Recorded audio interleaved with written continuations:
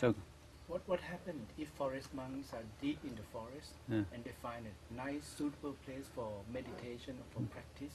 What are they required to come out all the way to get food from the villages? yeah, sure.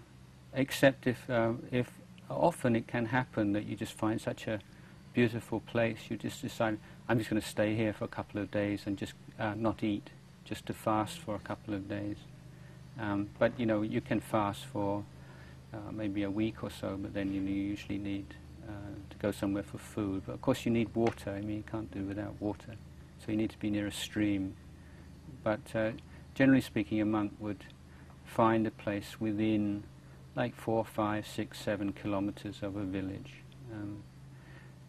Of course, again, going back to the time when Ajahn Chah was walking, there were no maps available there.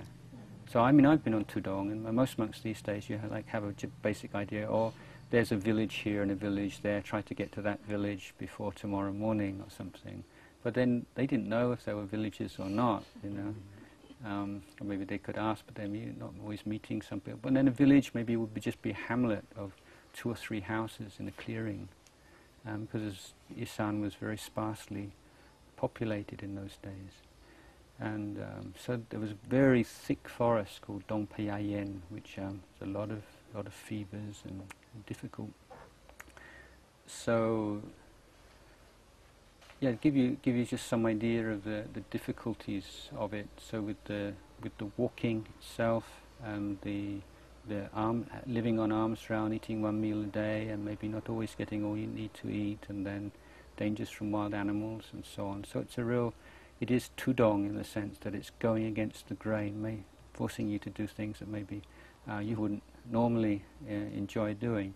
But having said that, I mean, it's a wonderful experience, tudong. The monks, we loved going on tudong, and I mean, the big grumble these days is that so much of the forest has disappeared that it's hard to find areas in Thailand where you can go on those long walks and in the same way, or without meeting a lot of people. And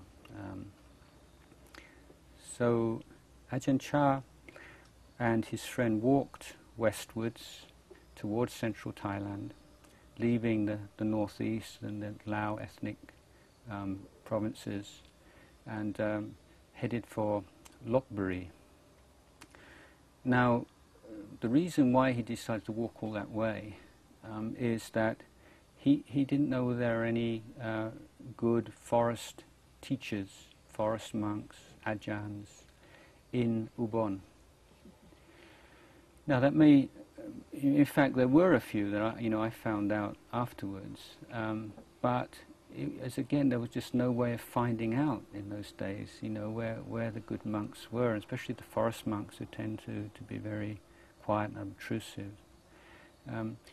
I think that he probably heard about the monastery where he decided to go, and its Ajahn was called Ajahn Pow, from a Tudong monk, I would imagine.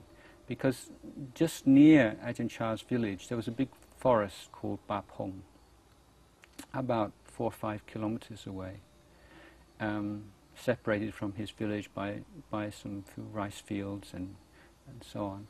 And every now and again Tudong monks passing through that area would tend to stay in that forest. So there would be this kind of shared information amongst Tudong monks. So if you're going through that area, there's a really good place to stay there, and the lay people are very supportive, and so on. And Ba Pong was a favourite place to go. When Ajahn Chah was a child, he'd been to Ba Pong forest. That was the first time he saw a Tudong monk. His father had heard that there was a couple of Tudong monks in the forest, and so they took some food in the morning to offer. And that was the first time he'd seen the monks eat in these big bowls on the ground, because before that he'd only seen monks just eating out of plates.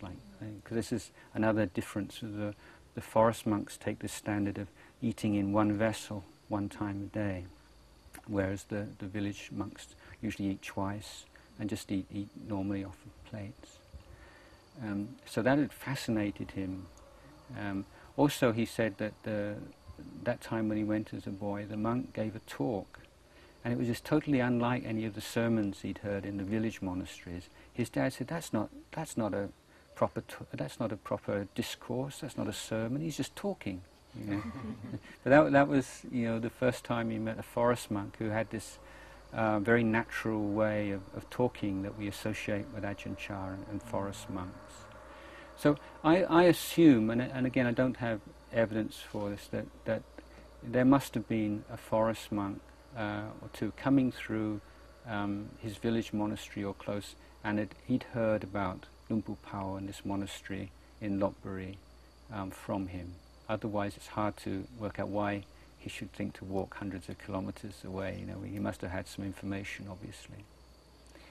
So after this long walk, he eventually got to Lopburi and to Wat Kawangkot, and found out that the abbot had died just a few months before. But by that time, it was approaching the annual rains retreat. That's the 3 months from the full moon of July till the full moon of October, in which monks must stay in one particular place. They're not allowed to go travelling. And so he decided to spend the rains retreat of 1946 in that monastery.